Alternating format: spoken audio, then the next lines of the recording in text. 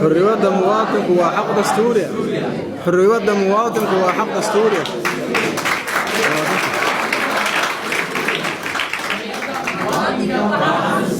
أما سنتين بسم الله والحمد لله والصلاة والسلام على رسول الله بعد مدحوين حسن الشيخ مدحويني هور دلك احنا قدوميها UPD حزب UPD قدوميها هجاميها عنده حزب إليس قدوميها حزب هميلو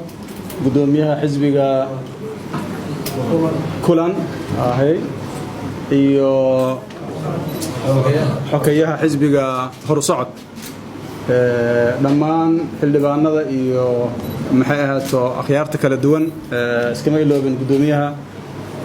gudoomiye shaqadan oo ah asaguna gudoomiyaha golaha dhexe ee himilo qaran dhalinyarada ka soo qayb gashay baada saxaafadda waxaan ku salaamayaa salaanta islaamka assalaamu alaykum wa rahmatullahi wa barakaatuh salaan kadib marka hore waxaan rabaa inaan kaga mahad celiyo isu imaadkan runtii qiimiga leh xilliga kooban aad isku wargaarsiiseen oo aan arkayno taageero ma taageerisiin waxa taageerisiin waxa hadda sheegaysiin xurriyadda muwaadinku waa xaq dastuuri ah waxa adduunka ugu fiican oo bani aadam oo ka shaqeeya waxa waa inuu ama xurriyadiis ama xurriyad qof kale oo la handadayo oo xaqiijiyo inaan la handadin umadaha hore u marana taas ay hore ugu mareen aniga waxaan aaminsanahay dawladnimada halkaas ka bilaawata asaas ahaan dadku inay xurriyadooda doontaan ku dhiganaadaan qof kasta oo la dulmaayana ay ka hortagaan marka qof kasta oo isku daya inuu awoodda dawladnimo u adeegsado inuu ku cadaadiyo muwaadinka waa in laga hortago waa mabda asaasi ah oo qof walba Soomaaliya khuseeyo annaga hadda ay soo ma karnaa waa hadda karnaa laakiin dadka aan hadlayna annaga nafteena kale uma hadlayna waxaan hadlaynaa qof kasta oo Soomaaliya oo hadlayna waxa la idin sheegay waa maqlayseen annaga safarkeenu wuxuu ku aadanay gurmad lacagihii la aruuriyay in la geeyo Hiiraan gaar ahaan beledweyne dadka laga qayb qaatay xanuunka wixii la helay loo geeyo guddigii la gaarsiiyay meesha si ay shaqada u qabtaan dadka laga qayb qaatay xanuunka isla markaasna la dul istaago baahidooda intaas aan socon wax kale ma jiro سياسات مجري وحنا مجري بس سياسات صعوتها هذا بلدنا كصعوتها ما جرت ما أنت سام سؤال قفك مركا مسكحدي سيكون جرتك اسمعي مركي هذا هي سياسة اللو هذا هي تنا سياسة اللو سعودي اسمعي سياسة اللو هذا صحيح هذا لكن بلد وين سياسة اللو معد تسمعني هذا حواي دولة دينو ما فهم سنة وحلا دارت ما فهم سنة شرعي قالوا دارت ديار مع حقوق المواطن كصوماليدا لو امن هنا الى الس قال تمام مولانا hadday intee istaagto dadkaas gargaarkii u baahan inay gaarsi lahaayeen waxaan dhihileen alf shukr waa mahadsantihiin shaqada naga la rabaa qabateen bas ka joogi lahayn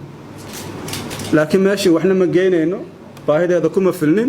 intaan baxno biyo lugaha gashanaan soo noqonaynaa sawiraan iska soo qaadaynaa qofkii aadayana ma aadi karo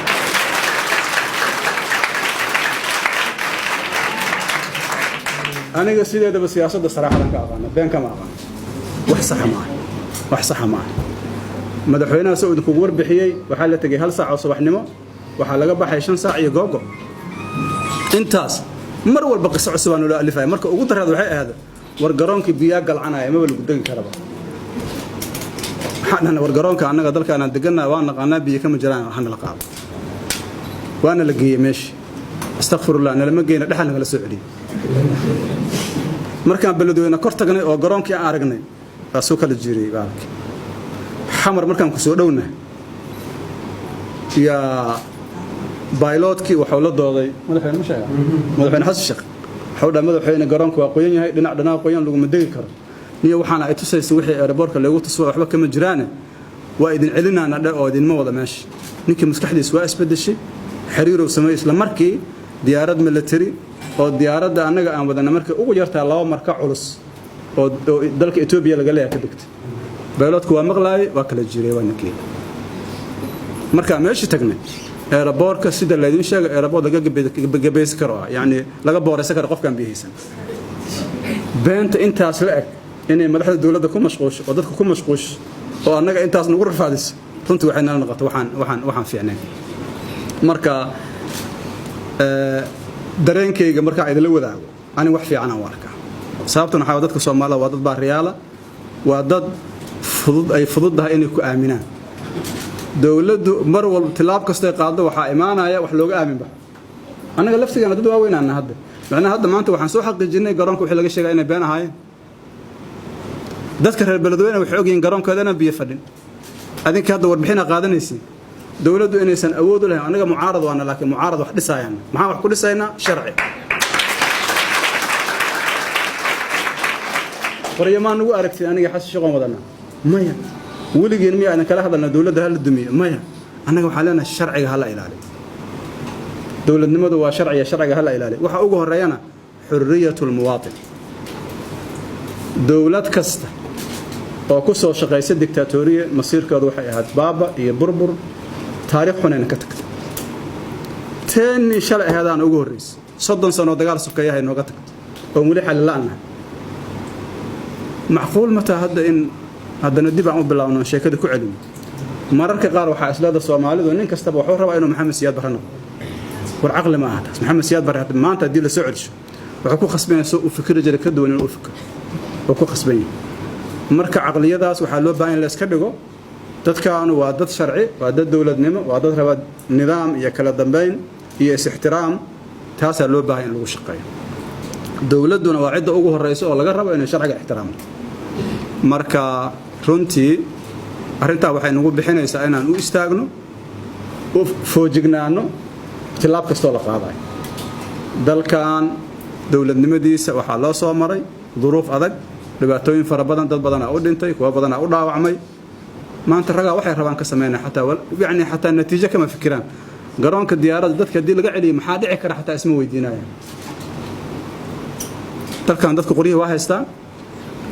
wali xanuunku waa haya cadaalad darada waa dul saaran tahay albaabadu waa xiran yihiin jid la mari kara ma jiro hadaa qofka ceejiso maxaa ka imaanayso inaas weydiisid ma aqal leedahay marka runtii waxa muuqanaysa yani qofka caadiga ah oo normalka aqliga inuu ka hooseeyo aqliga dawladda I'm sorry to say that qofka caadiga ah oo normalka Soomaaliga aqliga waa ka hooseeya dawladdan waxa laga rabaa inay dadka dhan ka horeyso oo institutionadeedu u adeegsato waxa ugu fiican ay sameey karto arinta madaxweynuhu ka dhawaajiyay oo ah in la toojar gareeyo dadka ganacsatada mesela shirkadaha diyaaradaha iyo civil aviation waxa rabaa inay bareeraan oo ay dhahaan go'aankaas annaga soo saarnay siyaasi waay laakiin ina adeegsaday wiilal masaakiin oo soo shaqo tagay oo reerkooda u soo shaqo tagay waa nasiib darro haddana madaxdii qaar kamid ay handadaan oo dhahaan tilaabo laga qaado oo maxaa tilaabo ka qaadaysaa adaa dambiile qofkan waa shaqaystaa waxa siisa shati oo ku duulo shuruudaha iyo soo buuxiyay waa ganacsana waqtigiisa yaa cuntay madax wareera ku riday garoonka markuu tagana biyo kuma jiraan marka yaa dambiila ana waxaan qabaa shirkadu inay dacwataan qabaan مش دولة إن الدعوة الشركة إن الدعوة تنقبا والدعوة كفرت السيفل أفيشن كي دولة شيء صح لا تسوى ماذا شان وحي أتاجنت حقوق المواطنين الصوماليين يعني هذا الكريم اللي ظلمنا مالين كست ظلم كاس يمد لمدة حفيسة الدولة ده كله عن مالين كست صومالية مغلى عبشدين سوق جارسية ماذا شان والله ثم والله ديار أنها وقادنا مش أقول سريسان جارسيننا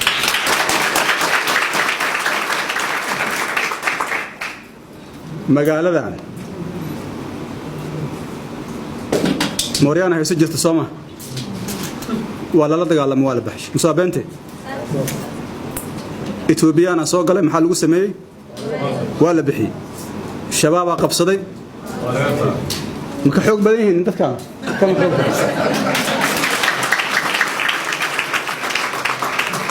wallahi thumma wallahi wallahi thumma wallahi والله ثم والله هذا سن جورجين وبحنينا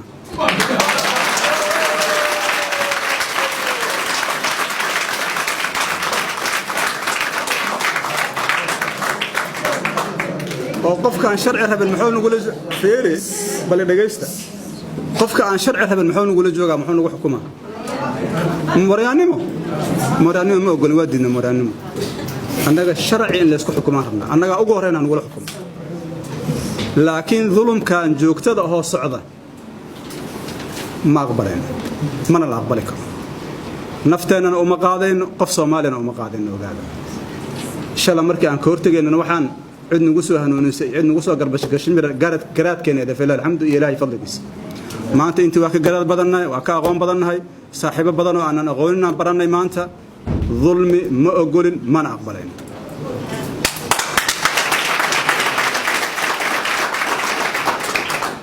dalkan sharci uu leeyahay sharcigaas arana lagu kala dambeeyay sharciga cid ka baxda horteedan taagana ma ku talagasho oo maxay shaab uga duwan yihiin waxay uga duwan yihiin lama kan waa ku soo jargareeyay wuxuu ku yiri diinta aniga sidaan rabo u aamin kan wuxuu ku yiri sida aan rabay ku soo jargareeyay maxay kala duwan yihiin marka waxay kala duwan yihiin lama labaduna waa qarandiid waana qarandumis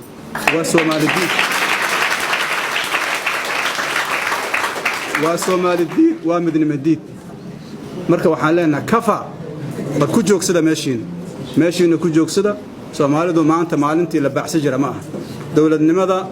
waa la idinkaga faham badan yahay waa la idinkaga xoogaarsan yahay maantana dadku waa soo jeedaan marka waxaan leenahay waxa taagantiin maanta aqal daradiina gargaar bani aadanimo lama geey karo dad dhibaataysan oo Soomaaliya lama gaarsiin karo baladweyne lama geey karo yaa idinka aqbalay jirto marka waxaan rabaa walaalahay inaan isku khaldamin inta ay sharciga dhowrayaan sharciga aan dhowrayna haddii sharciga diidaan anagana waa diidna iyaga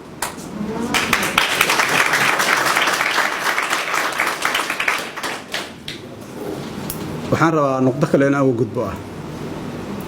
waxaa la yiraahdaa xurriyadda iyo xuquuqda waa la soo qaataa isma siiyo aniga saraahatan waa enjoy gareena amalkan sababtuna waxa waaye xuquuq qof qaadanayo oo laga soo dhigayo oo tuuga de tuugana ceyrsato wax ka fiican miyaa jira warqabta tuugada ka daba taga wixii adduunka ugu fiicnaa ugu qaalisnaa rabaa inay qaataan waa xurriyadaada wax ka weyn miyaa jira maxaa uga tanaazulaysaa marka xoog badan yihiin nimanku aan iska dhicin marka intaas aan noo ballan wasalaam alaykum